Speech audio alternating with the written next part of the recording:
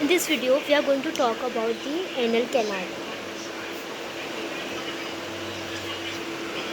So, starting with the introduction,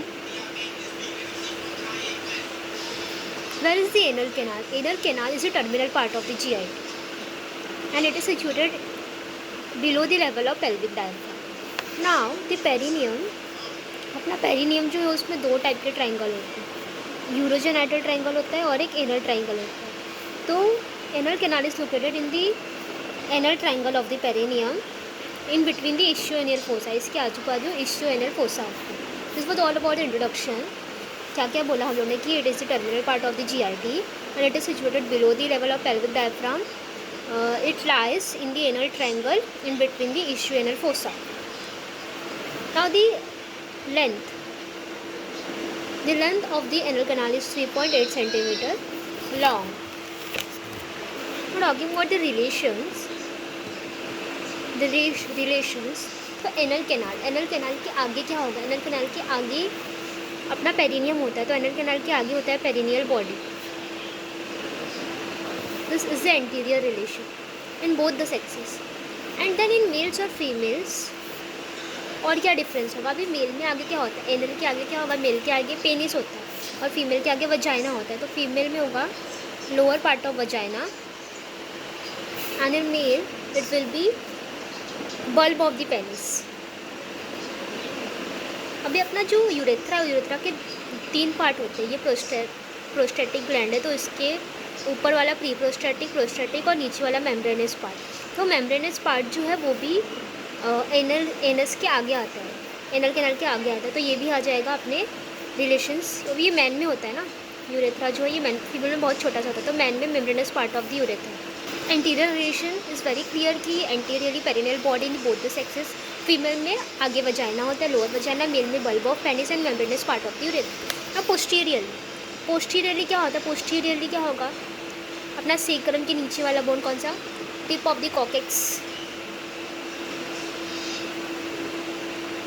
and the anococcygeal ligament. Now interior of the anal canal, ये बहुत ही important है. अपना जो anal canal है, suppose this is our anal canal, वो extend करता है. यहाँ पे होता है रेक्टम. तो ये extends from the rectum till the anus.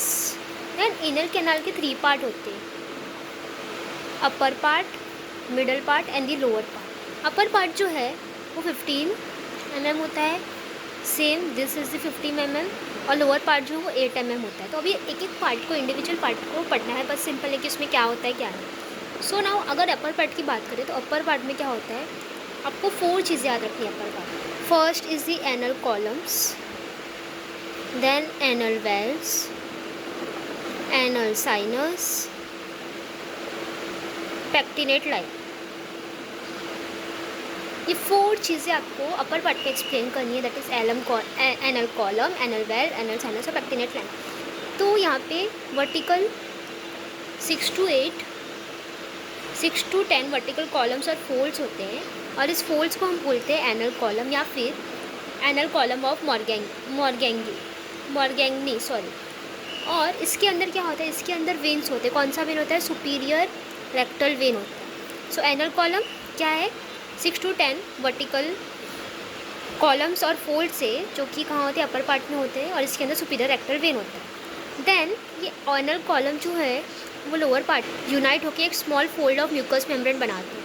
और ये जो फोल्ड ऑफ म्यूकस मेम्ब्रेन है ना, इसको हम बोलते हैं एनल वाल्व्स. तो एनल वाल्व्स क्या है? एनल कॉलम लोअर पार्ट में एक फोल्ड बनाते हैं, जिसको बोलते हैं एनल वाल्व्स. ना anal sinus, about the valve there is depression और this depression is called as anal valves. और एनल वाल्व्स के अंदर क्या होता है? एनल ग्लैंड्स होते हैं. Simple. Then the pectinate line, ये जो एनल कॉलम ने फोल्ड्स बनाया वो एक ट्रांसवर्स लाइन बना देते हैं. और ये लाइन को बोलते हैं पेक्टिनेट लाइन और डेंटेट लाइन. तो ये this was all about the upper part. Upper part में एनल कॉलम्स होते हैं. एनल कॉलम्स नीचे जाके एनल वेल्स बनाते हैं. एनल वेल्स के अंदर एनल साइनस होते हैं, जिसके अंदर एनल ग्लैंड होता है. और ये ट्रांसवर्स लाइन बना के पेक्टिनेट लाइन बनाते हैं. और द मिडल पार्ट में it is lined by the mucous membrane, but there is no such anal columns in the middle part. Middle part जो है वो ब्लूइश इन अपीयरेंस होता है. Why? Because there are lots of dense venous plexuses जो इसके अंदर होते हैं. यहाँ पे बहुत सारे dense venous plexuses. Except the lower part whitish in appearance होता है और इसको बोलते हैं white line of Hilton, white line of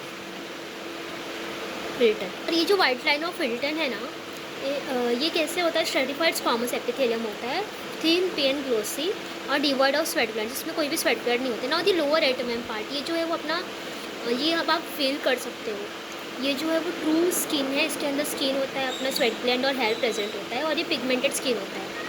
so this was all about the parts.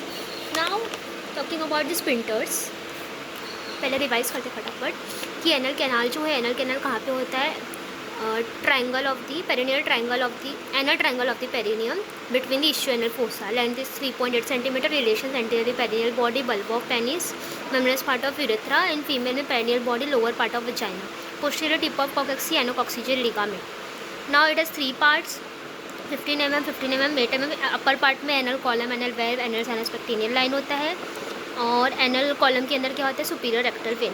Middle part mucous coat होता है, bluish in appearance due to dense venous plexus. White line of Wilton होता है, वाइट लाइन ऑफ विल्टन क्या होता है, stratified squamous epithelium and it is devoid of the sweat glands. फिर ये जो 8 mm वाला है, इसमें क्या होता है, स्वेट ग्लैंड्स होते हैं, सेबेशियस ग्लैंड होते हैं एंड हेयर्स होते हैं।